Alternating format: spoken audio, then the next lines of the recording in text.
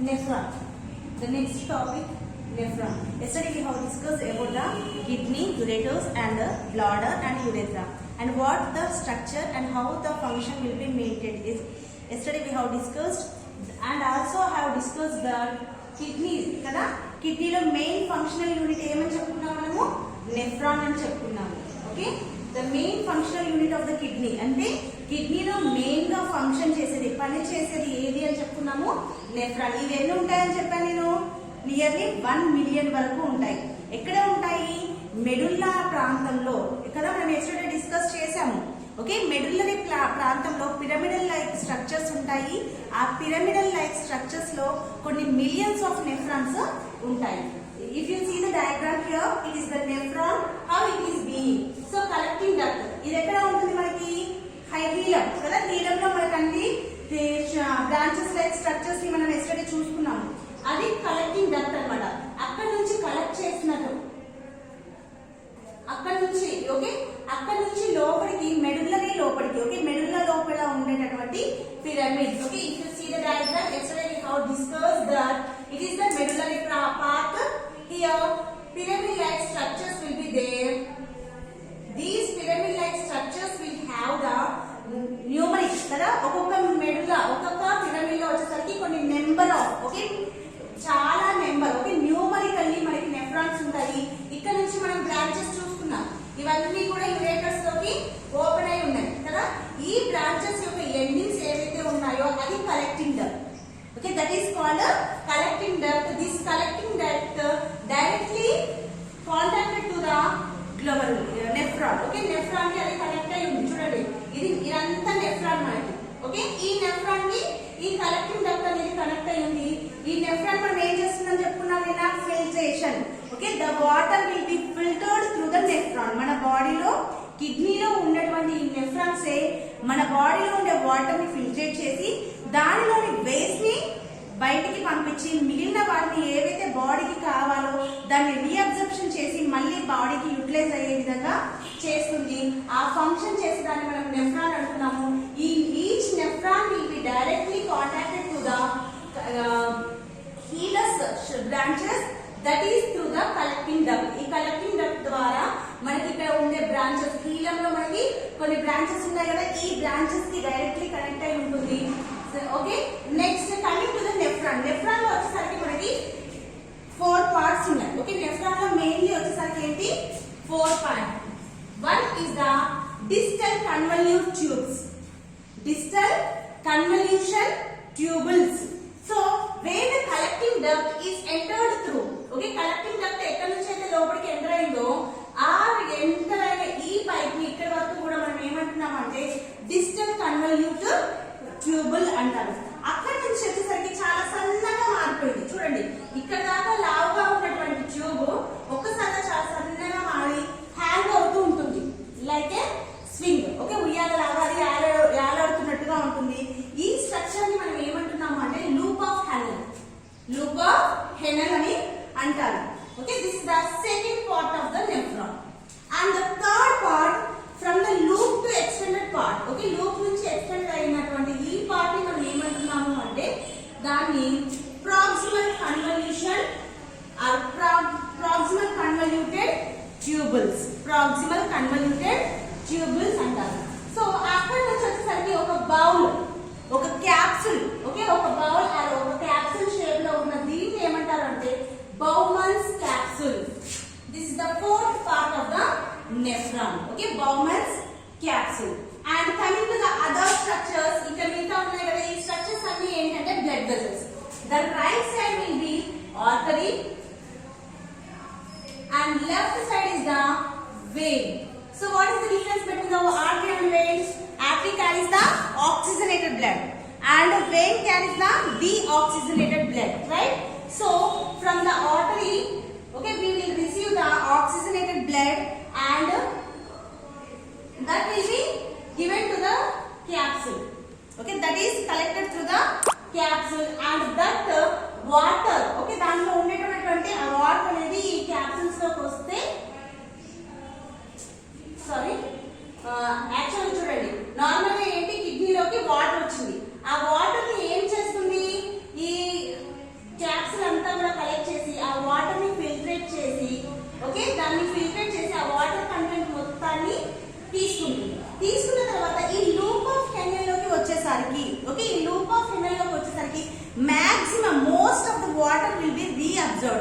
Like squeezing of the cloth మనం squeeze చేసామనుకోండి దాంట్లో వాటర్ అంతా ఏమవుతుంది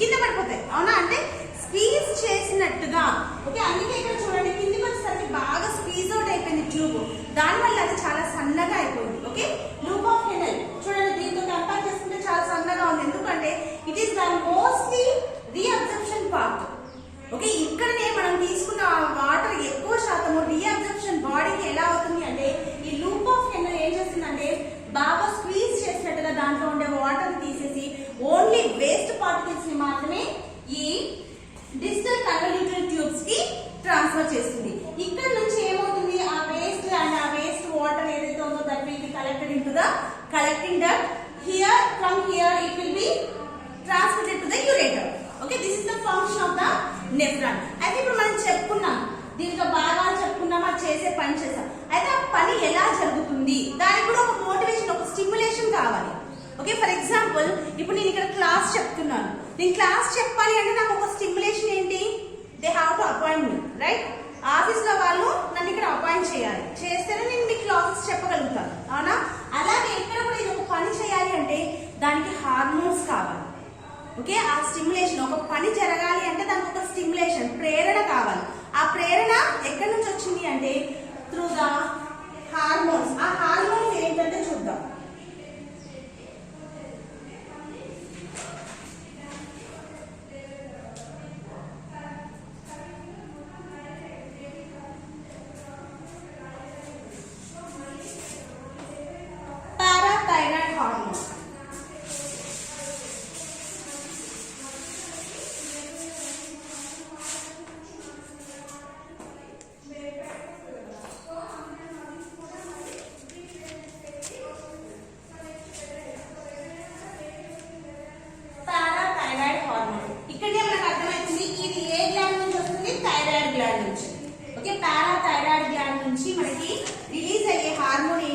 పారాథైరాయిడ్ హార్మోన్ ఇది ఏం చేస్తుంది అంటే మనకి వచ్చిన వాటర్ ఇప్పుడు for example 1 litre of water మనం తీసుకుంటున్నాం అనుకోండి నియర్లీ 1 లీటర్ ఆఫ్ వాటర్ లో కిడ్నీకి ½ లీటర్ వాటర్ రీచ్ అవుతాయి ఆ ½ లీటర్ వాటర్ బయటకి ఎక్స్క్రీట్ చేసామనుకోండి మన బాడీకి వాటర్ కంటెంట్ సరిపోతుందా సరిపోదు ఆ 500 లో ఓన్లీ ఒక 25 ఆ 30 ml ఆఫ్ వాటర్ మాత్రమే యూరిన్ కింద కన్వర్ట్ అవుతుంది మిగిలిన వాటర్ అంతా కూడా మళ్ళీ ఏమవ్వాలి మన బాడీకి యూటిలైజ్ అవ్వాలి అలా యూటిలైజ్ అయ్యేటట్టు ఎవరు చేస్తున్నారు ఇక్కడ లూప్ ఆఫ్ కెనల్ ఓకే అందులో 500 ml ఆఫ్ వాటర్ అనేది మన కిడ్నీకి వస్తే ఆ కిడ్నీ నుంచి గ్లోమెరులస్ నుంచి ఓకే ఈ బౌమెన్స్ క్యాప్సూల్స్ నుంచి మనకు చేరిన నీటిని మళ్ళీ అది స్క్వీజ్ అవుట్ చేసి మన బాడీకి యూటిలైజ్ అయ్యేటట్టు లూప్ ఆఫ్ కెనల్ చేసి ఆ 25 ఆ 30 ml ఆఫ్ వాటర్ ని మాత్రమే ఈ డిజిటల్ కన్వల్యూటెడ్ ట్యూబ్స్ నుంచి మనకి కలెక్టింగ్ డక్ట్ లోకి ఇచ్చి బయటికి యూరిన్ అలాగా పంపిస్తుంది అయితే అది రీఅబ్జర్ప్షన్ జరుగుతుంది దాంట్లోనే మనకి కొన్ని మినరల్స్ ఇప్పుడు మనం ఆహారం తీసుకుంటున్నాం దాంట్లో calcium potassium sodium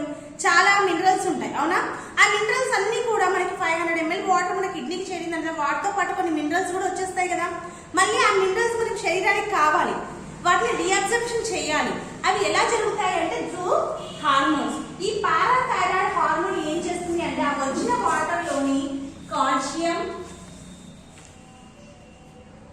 and phosphate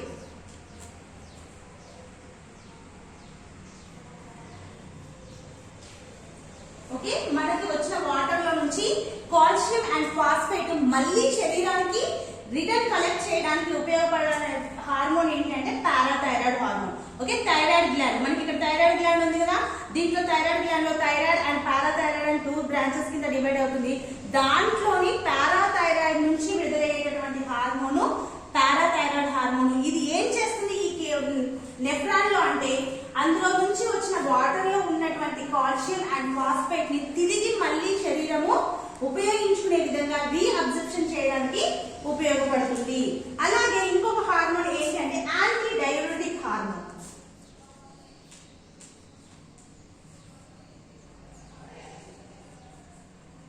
okay anti diuretic hormone okay anti diuretic hormone ఏం చేస్తుంది అంటే ఆల్రెడీ మనం చెప్పుకున్నాం ఫస్ట్ మనకి ఎంత ml ఆఫ్ వాటర్ కిడ్నీని చేరుతుందని చెప్పాను నియర్లీ 1 లీటర్ తాగామంటే ½ లీటర్ వరకు వస్తుంది ఆ ½ లీటర్ వాటర్ ఎక్స్క్రీట్ అవ్వకుండా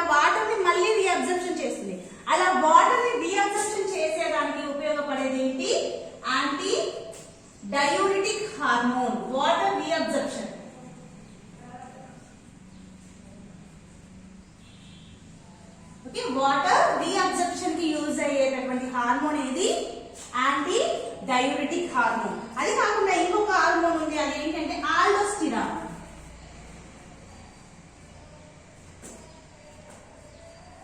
ఓకే ఆల్డోస్టిరాన్ హార్మోన్. ఈ ఆల్డోస్టిరాన్ హార్మోన్ ఏం చేస్తుంది అంటే మనకి సోడియం ఎక్స్క్రీషన్ కాకోకుండా దాన్ని రీఅబ్జర్ప్షన్ చేయడానికి, అలాగే పొటాషియం ని ఎక్స్క్రీట్ అయ్యేలాగా చేస్తుంది. Okay reabsorption of the sodium. Sodium అంటే ఏంటి? సాల్ట్ లెవెల్స్ కదా, మన బాడీకి సాల్ట్ లెవెల్స్ కావాలి ఎక్కువ, కానీ పొటాషియం ఎక్కువ మోతాదులో మనకి అవసరం లేదు. దీన్ని ఏమో రీఅబ్జర్ప్షన్ చేస్తుంది. ఓకే అలాగే పొటాషియం ని బయటికి ఎక్స్క్రీట్ అయ్యేలాగా చేస్తుంది.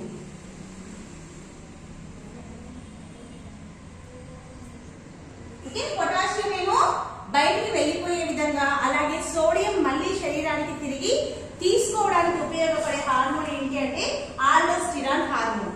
ఈ రెండు anti diuretic and aldosterone hormones ఎక్కడి నుంచి ఉత్పత్తి అవుతాయి? ఇది మాత్రం మనం పారాథైరాయిడ్ హార్మోన్ అని చెప్పుకున్నాం. పారాథైరాయిడ్ గ్లాండ్ నుంచి వస్తుంది. ఈ రెండు అడ్రినల్ గ్లాండ్ నుంచి వస్తాయి. అడ్రినల్ గ్లాండ్ ఎక్కడుంది? నేను స్ట్రక్చర్ లో చెప్పుకున్నాం, కిడ్నీ పైన ట్రయాంగులర్ షేప్ లో ఉంది. ఓకే కిడ్నీ పైన ట్రయాంగులర్ షేప్ లో నిన్న చెప్పుకున్నాం కదా. నిన్న చెప్పుకున్న దాని ప్రకారము ఈ పైన ఇట్లా ఒకటి ఉంది, చిన్న క్లౌడ్ లాగా, అవునా? ఇది అడ్రినల్ గ్లాండ్. ఈ అడ్రినల్ గ్లాండ్ నుంచి మనకి anti diuretic hormone and aldosterone hormones ఉత్పత్తి అవుతాయి. ఈ హార్మోన్స్ ఏం చేస్తున్నాయి? వాటర్ రీఅబ్జర్ప్షన్ కి, అలాగే సోడియం రీఅబ్జర్ప్షన్ అండ్ పొటాషియం ఎక్స్క్రీషన్ కి ఉపయోగపడుతున్నాయి. అంటే చూడండి, మళ్ళీ ఒకసారి చెప్తాను నేను. ఇక్కడ మనకి కిడ్నీలో the main functional unit is the nephron. Okay, here we are discussing about the nephron and the structure and the function. So nephron యొక్క స్ట్రక్చర్ కనుక మనం చూసుకున్నట్లయితే ఇది కొన్ని మిలియన్స్ ఆఫ్ మెంబర్స్ మన కిడ్నీలో ఉంటాయి. దీంట్లో ముఖ్యంగా 4 పార్ట్స్ ఉంటాయి. Distal convolution tubule disease and loop of henle and proximal convolution tubule and Bowman's capsule. Bowman's capsule లో మధ్యలో బ్లడ్ వెసల్స్ అన్ని కూడా ఇట్లా రౌండ్ చేసినటువంటి బాల్ లాగా ఉంటాయి. దాన్ని మనము గ్లోమెరులస్ అంటారు. ఓకే దిస్ గ్లోమెరులర్ ఏం చేస్తుంది? మన బాడీలో ఉన్న అంత వాటర్ ని, వేస్ట్ ని, మినరల్స్ ని అంతటిని తీసుకొచ్చి బౌమన్స్ క్యాప్సూల్స్ కి ఇస్తుంది. ఆ బౌమన్ క్యాప్సూల్ ఏం చేస్తుంది? దాన్ని ఆ వాటర్ అంతా తీసుకొచ్చుకొని ఈ లూప్ ఆఫ్ హెన్నెల్లో స్క్వీజ్ అవుట్ చేసి దాంట్లో మనకి ఉపయోగపడేవి మళ్ళీ శరీరానికి పంపించడానికి, అలాగే ఏవైతే ఉపయోగపడవో వాటిని ఈ డిస్టల్ కన్వల్యూషన్ ట్యూబుల్ కి ఇచ్చేస్తుంది. ఆ డిస్టల్ కన్వల్యూషన్ లోకి వచ్చిన వాటర్ ఏదైతే ఉందో అది ఈ కలెక్టింగ్ డక్ట్ ద్వారా యురేటర్స్ లోకి వచ్చి మన బ్లాడర్ లో స్టోర్ అయ్యి యూరిన్ రూపంలో బయటికి ఎక్స్క్రీట్ చేయబడుతుంది. సో ఇక్కడ రీఅబ్జర్ప్షన్ జరుగుతుంది అని చెప్పాను. ఇవన్నీ బ్లడ్ వెసల్స్, ఒకవైపు ఆర్టరీస్ ఉన్నాయి, ఒకవైపు వెయిన్స్ ఉన్నాయి. సో ఇవన్నీ కూడా మళ్ళీ ఏం చేస్తాయి? రీఅబ్జర్ప్షన్ జరిగినప్పుడు బ్లడ్ లోకి మింగిల్ అవుతాయి. ఇలా రీఅబ్జర్ప్షన్ జరగడానికి ముఖ్య కారణం ఏంటంటే 3 hormones. Okay, one is the parathyroid hormone. Okay, first one is the parathyroid hormone. అది parathyroid gland నుంచి వెలువడుతుంది. ఓకే ఇది ఏం చేస్తుంది అంటే కాల్షియం ని, పొటాషియం ని రీఅబ్జర్ప్షన్ అయ్యేలాగా జరుగుతుంది. Okay calcium and potassium phosphide. Okay calcium and phosphide reabsorption జరిగేలాగా చేస్తుంది. అలాగే అడ్రినల్ గ్లాండ్. ఓకే ఈ అడ్రినల్ గ్లాండ్ నుంచి మనకి anti diuretic hormone and aldosterone hormones అనేవి ఉత్పత్తి అవుతాయి. ఇవి ఏం చేస్తాయి అంటే water reabsorption and sodium reabsorption జరిగేలాగా చేస్తాయి. అలాగే ఎక్సెసివ్ పొటాషియం బయటికి విసర్జించబడేలాగా చేస్తాయి. Okay this is about the nephron. అయితే coming to the micturition. Micturition is the nothing but urine formation. Okay filtration. So ఇప్పుడు మనము యూరిన్ ఫిల్ట్రేషన్ అనేది జరుగుతుంది. ఎలా జరుగుతుంది, ఏ హార్మోన్స్ వల్ల రీఅబ్జర్ప్షన్ జరుగుతుంది అనేది చూసుకున్నాం. అయితే ఆ ప్రాసెస్ అంతా ఎలా ఉంటుంది అంటే so filtration, the urine formation ఎలా జరుగుతుంది. సో ఈ ఫిల్ట్రేషన్ అనేది ఎప్పుడు స్టార్ట్ అవుతుంది అంటే మన మదర్ కడుపులో ఉన్నప్పుడే 5th మంత్ నుంచి ఈ ప్రాసెస్ అనేది స్టార్ట్ అవుతుంది. Okay 5th month of intra uterine life అంటే ఒక చిన్న బేబీ తన ఫీటల్ స్టేజ్ లో ఉన్నప్పుడే 5th మంత్ నుంచి ఈ యూరిన్ ఫిల్ట్రేషన్ అనేది జరుగుతుంది. అయితే యావరేజ్ గా వచ్చేసరికి మనకి జిఆర్ఎఫ్ అంటే గ్లోమెరులార్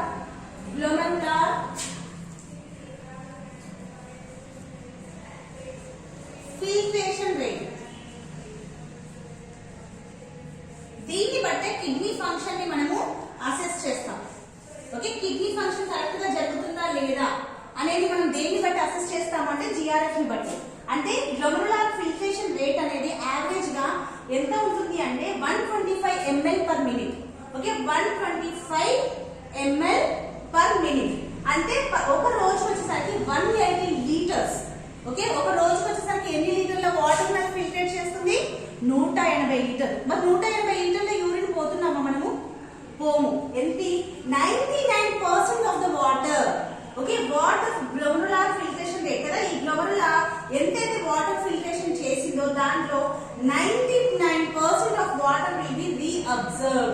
మళ్ళీ శరీరానికి ఉపయోగపడే విధంగా అది రీఅబ్జర్ప్షన్ జరుగుతుంది. మళ్ళీ అది వెనక్కి తీసుకుంటుంది అనమాట. దాంట్లో only 1%, okay, 1% of the urine మాత్రమే మనకి ఎక్స్క్రీట్ అవుతుంది. అది urine excreted on average per day ఎంత?